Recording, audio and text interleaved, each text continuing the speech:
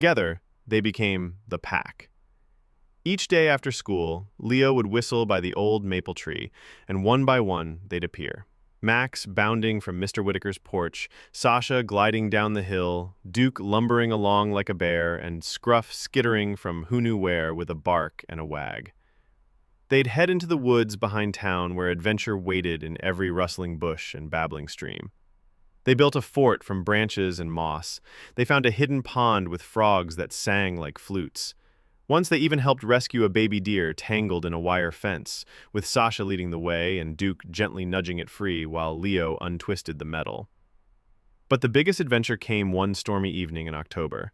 The town's power had gone out, and the wind howled like a hungry wolf.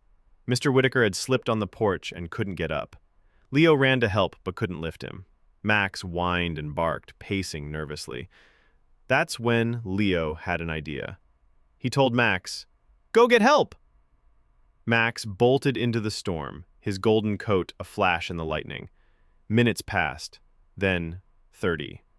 Leo sat beside Mr. Whitaker, trying not to cry, when suddenly headlights appeared through the rain.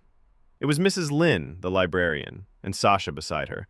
Behind them came the baker, with Duke in tow. Even Scruff had found the deputy and led him there. Each dog had played their part, alerting, guiding, barking until people... Sure, here's a heartwarming long story about a boy and his dog friends. Let me know if you want a specific setting. Fantasy, countryside, urban, etc. But for now, here's a general one. The Adventures of Leo and the Pack. Leo was 9 years old when he moved to Maple Hollow, a quiet town nestled between a forest and a sparkling river.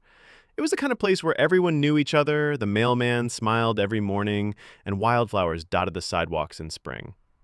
Leo wasn't thrilled about leaving the city, but all that changed the day he met Max.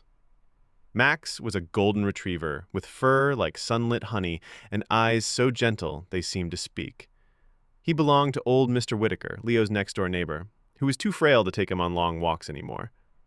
"You can walk him if you like," Mr. Whitaker said one day, seeing Leo watch from the fence. "He could use a friend. Maybe you could too."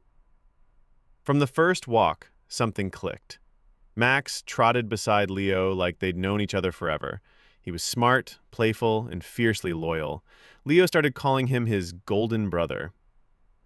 But Max wasn't the only dog in town. Over the weeks, Leo discovered a whole crew of canines that seemed to roam Maple Hollow like furry knights on patrol. There was Sasha, the sleek black greyhound with a white star on her chest who belonged to the librarian, Duke, the massive but gentle St.